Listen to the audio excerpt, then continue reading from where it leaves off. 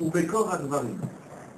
On a dit qu'un ça jusqu'ici, donc page Rachid Gimel, dans Aleshou Chelekbet, le Rav rapportait une idée du Ramchal qui, dans le Messilat Yesharim, qui dit que la colère est destructrice. Et sur cela, il dit Umekor Hadvarim, et l'origine des propos du Ramchal, vous, le Zohar Akadosh, se trouve dans le Zohar Akadosh, Parashat Tetzavé, Daf, page Koufpebet, Amoud Aleph.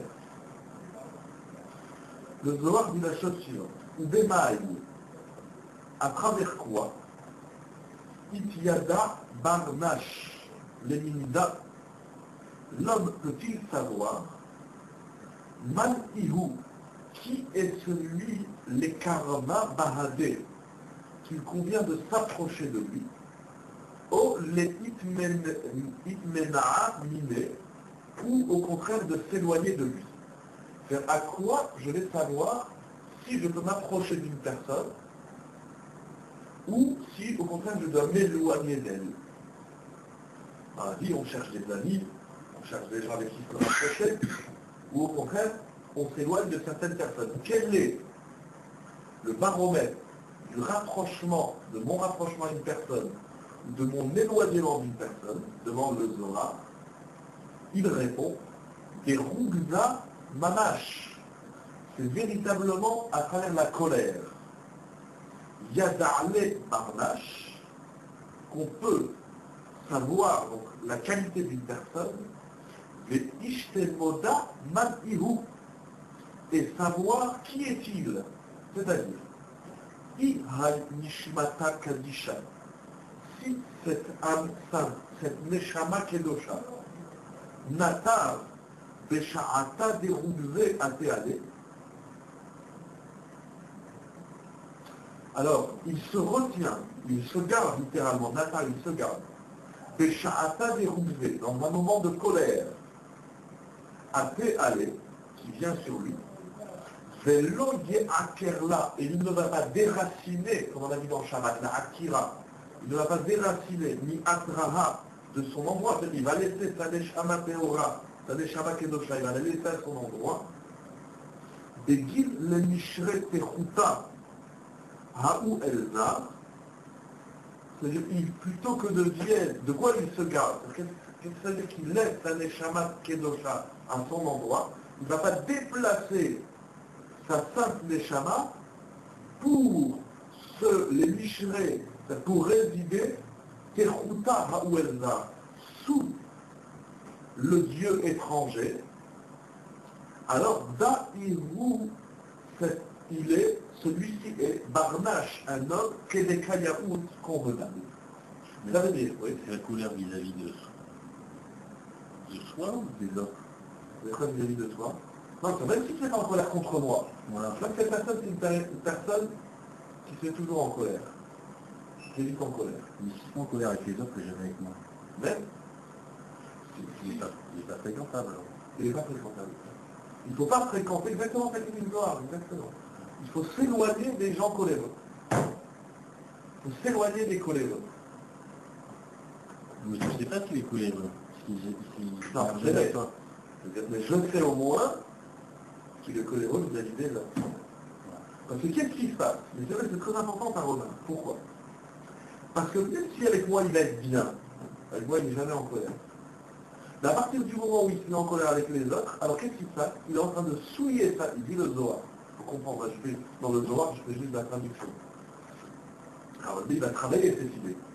Mais ça veut dire qu'à partir du moment où il se met en colère, donc il va souiller sa Neshama Kedosha, comme on dit tous les matins Neshama Kedosha, sa sainte Neshama, il va la souiller, il va la déplacer de son endroit, parce qu'à ce moment-là, il va résider sous le Dieu étranger. Se mettre en colère, c'est sortir de son endroit, c'est se déplacer. Je ne suis plus sous l'autorité de Dieu, mais c'est de l'abodazar. C'est un idolâtre. Un idolâtre, exactement. Un coléreux, c'est un idolâtre. C'est ça qui est écrit. Alors, ça vous comprendre, mais justement, le Ramza a expliqué. Donc celui qui ne se met pas en colère, en fait, il se garde, il se contient, il ne se met pas en colère. Est-ce que ça existe, quelqu'un qui se met en colère? Ça existe. Et ça existe. Mais seulement pour celui qui a lu, qui aura entendu, et surtout, qui aura travaillé cette partie de Aléchour et l'Eglet. Donc, il y a quand même une douzaine de pages où Rav Volvé va nous proposer des exercices concrets pour ne plus jamais se mettre en colère. Alors on y va. Donc, Da'ihu Avda démarré. Celui-là est le serviteur de son maître, donc le serviteur d'Hachem, de Dieu. Da'ihu, celui-là est Gebar Shamim, un homme parfait. Donc, dit le Zohar, tu peux te lier d'amitié avec lui. De lui, tu peux te rapprocher. Hein? Ve'i Ahu Barnash. Si cet homme-là, l'homme attire il ne se garde pas. Ve'yu Akar Kdusha Da Ilaha. Il va donc déraciner cette sainteté supérieure qui est sur lui. Donc Daïla qui est supérieur. Mais après, il va déraciner de son endroit, il va faire un déplacement de la Kdusha. Les Mishré pour résider, pour se trouver des Atraha dans l'endroit, Sitra Achra, donc du mauvais penchant, Vadaï, dit le Zohar, c'est sûr, Da'iru Barnash, il est un homme des marides des marées, qui se rebelle de son maître, donc d'Hachem, la c'est Assir. Il est donc interdit, les Karava Baradé, de se rapprocher de lui, ou les Itrabaraïne et de se lier à lui. Veda, Ihu, et sur lui dit le verset, Toref Nafsho Be'apo. Celui qui a abîmé, littéralement qui a déchiqueté son âme par sa colère. Ihu Tarif Ve'akar Nafshe. Donc lui, il s'est abîmé, il s'est déraciné des guines roulées à cause de sa colère. Et à ce moment-là réside en lui Elza, un Dieu étranger. Et Alza, et à ce propos, qu'est-il? Il est écrit Chidelou lachem min Adam, éloignez-vous de l'homme, Asher Neshama Be'apo, dont son âme est dans sa colère. Be'ahi Nishmata Kadisha, car sa sainte Neshama, tarif là, il l'a déchiqueté, il l'a abîmé, et sa Yves là, et il l'a souillé, il l'a rendu impur, Begil Abo, à cause de sa colère, Asher Neshama, Ikhlas Beato, parce qu'il a inversé, il a changé sa Neshama par sa colère. À la place de sa Neshama, il a ôté sa Neshama et il a mis sa colère. Donc il n'est plus en connexion avec Akadosh Baruch Hu, il est en connexion avec ce que le Zohar appelle Sitra Achra, c'est-à-dire les forces du mal. Qui déma Nershavou, comment peut-on considérer cet homme-là, qui est coléreux, Avoda Zara Itrashim Aoupamash. Il est considéré, c'est exactement ce que tu as dit tout à l'heure, il est considéré comme un idolâtre. Ou man de Itraber, et celui qui se rapproche donc de cet idolâtre, donc de ce coléreux, ou man de Ishtae Beade, et celui qui parle avec lui, Keman de Itraber de Avodazara Mamash. C'est comme s'il s'était véritablement lié et rapproché de l'idolâtre. Les paroles du Zohar sont claires et sont sévères. Ok? Akaratam, le coléreux, Toref Nishmato, il déchique sa Neshama. Toref, c'est comme un lion qui vient déchiqueter sa proie. Il va l'arracher, comme on dit vulgairement, il a déchiré sa Neshama. Bekaaso, par sa colère, Manash, c'est réel. C'est au moment où on se met en colère, on a pris la Neshama et on a éclaté. On a bousillé. C'est-à-dire, chez la Neshama, son âme, sainte, Nistaleket Minem. À ce moment-là, sa Neshama se retire de lui. Donc non seulement qu'il fait un Vodazara, on pourrait même dire qu'il est mort. Il n'a plus de Neshama. C'est comme un animal, il n'y a plus de Neshama dans cette personne. Et à sa place, ou bimkoma, ba'a, ashra'a, va venir une résidence ou une influence, mitzadara, des forces du mal, rachamana l'islam, qu'Akadosh Baruch Hu nous en préserve. Les Havid, pour comprendre, il dit le Rav, il faut dire ainsi. Yesh be'adam, il y a en l'homme, nefesh, ruach ou neshama. Ce qu'on a traduit par l'être, le nefesh c'est l'être intime, ruach l'esprit, et neshama c'est l'âme. Alors ça veut absolument rien dire. Il faut expliquer ce que c'est nefesh, ruach et neshama. Les livres de la Kabbalah sont pleins de ça. Les livres de la pensée aussi Rabolbé, il en parle au début de son livre, c'est quoi les Nefesh, Ruach et Neshama. Je ne pourrais même pas dire en un mot ce que c'est compliqué et c'est long. Alors déjà, qu'est-ce que c'est que la Neshama? On dit la Neshama, c'est quoi la Neshama? Tous les réponses disent Okai, Neshama, la Neshama que tu as insufflé en moi, elle est plus haut. C'est quoi la Neshama? Est-ce que c'est l'oreille, le nez, la main? C'est quoi la Neshama? Il dit Ha'ashra ha'eliona, Ashura ha'agam. C'est l'influence suprême qui réside dans l'homme. Donc on va dire, c'est l'énergie suprême, c'est Akadosh Baruch Hu, la Shrina, c'est la Neshama. On va dire que c'est comme dans un téléphone, quand tu le mets en connexion avec l'ordinateur. La Neshama, c'est le fil, c'est lui qui te met en connexion avec l'ordinateur. Si, ça veut dire quand l'homme il est tard, il est kadosh, alors il est en connexion avec la chaîne, il y a un câble. Ve'ota Ashra. Et donc cette même résidence suprême, au Caire, il va déraciner un Karasan, le coléreux, des Karasso par sa colère. Donc le coléreux, il déconnecte le fil, il enlève le câble, donc il est en connexion avec la résidence suprême, ou bien comme un, mais à la place, il ne s'est pas contenté d'être en déconnexion, il va se connecter bas, Ashrara, il va se connecter de l'autre côté, mais sur un ordinateur pourri, sur les forces du mal.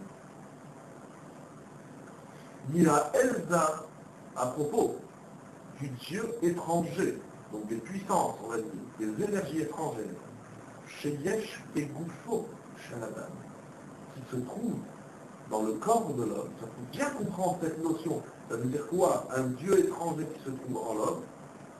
Le Rav nous dit, Aïe, regarde, approfondis, le traité Shabbat, Koufré Amoubet, à la page Odat Koufré Amoubet, 105b, là-bas la Gemara elle parle, il y a toute une subiya sur le coléreux qui est comparé au Elzar, à une puissance étrangère dans la Avodazara. Donc c'est très grave. Au moment où je me mets en colère, je déconnecte un câble qui me met en connexion avec la chaîne, et je connecte ce même câble sur les énergies du mal, sur le Yetzirah et tout ce qui va avec. C'est ça, en traité Shabbat. Pardon? Comment que ça, en traité Shabbat? Alors ça se trouve dans le traité Shabbat. Pourquoi? Parce qu'il y a pas écrit comme ça. Il y a une interdiction au Shabbat de déchirer. Shabbat, je n'ai pas le droit de déchirer. Je n'ai pas le droit de déchirer une page, je n'ai pas le droit de découper du papier toilette, je n'ai pas le droit de découper du papier aluminium. Si j'ai une nappe en papier, je peux aller il y a l'interdiction de coréa. Je n'ai pas le droit de déchirer un vêtement pour refaire la couture. Si la couture elle est mal faite, je déchire, je replie et je refais. Shabbat s'interdit de déchirer. Mais l'Agmara dit Hakorea Bechamato. Celui qui déchire dans sa colère. Est-ce que ça s'appelle déchirer Shabbat ou pas? Ou bien, un autre exemple, celui qui déchire parce qu'il est triste. Dieu très bien, il a entendu qu'il y a quelqu'un qui est décédé, alors de peine et de tristesse, il déchire ses vêtements. Est-ce qu'on est condamnable sur ce type de kéria, de déchirement Shabbat? Et donc, puisque la Mishnah va parler de ça, alors la Gemara, elle va se lancer dans la soubia de la colère, elle va expliquer qu'est-ce qu'un homme coléreux, à quoi il est comparable, et, par extension, la Gemara dit que celui qui se met en colère, eh bien, il est sous l'influence du mal la plus absolue. C'est en ça qu'il est comparé à un idolâtre, parce qu'il s'est complètement déconnecté d'Akadosh Baruch Hu, il s'est connecté dans les forces du mal. Il est condamnable ou pas? Si je ne me trompe pas, pour Shabbat, il n'est pas condamnable, puisqu'on a une affaire de Shabbat tous les jours, on va en profiter pour l'ouvrir. Coucher à Ribet, je crois qu'il n'est pas tout. À Korea Bechamato, pas tout. Pourquoi? Il n'est pas condamnable selon les lois de la Torah, il ne doit pas amener un Korban, il n'est pas Khayab Dita. Pourquoi? À se déchirer de cette façon, ça s'appelle abîmer. Je n'ai pas déchiré de façon positive quand j'ai du papier aluminium. Quand je déchire, c'est positif. Je veux une certaine quantité. Donc ça, c'est interdit. Mais si je déchire, j'abîme. Alors on a un principe Shabbat, la Mishnah dit Kol hamekal kelim turim, ce qu'on fait Shabbat, de façon non pas pour construire, ce n'est pas une constructrice, mais de façon concrète, dévastatrice, on n'est pas condamné ni la Torah, il y a seulement une interdiction d'idéal maintenant. Parce qu'en général, quelqu'un qui est en colère et qui déchire ses habits, qui déchire tout, quelqu'un qui est en colère, il prend tout, il casse tout. Alors ça, c'est dévastateur, c'est pas construit, c'est pas dans son avis, c'est pas constructif. Alors, ces propos-là que le Rav a proposés au nom du Zohar Kadosh, donc on voit, ça touche la Neshama, etc., ça touche des notions métaphysiques, des notions qui sont spirituelles, comme on dit.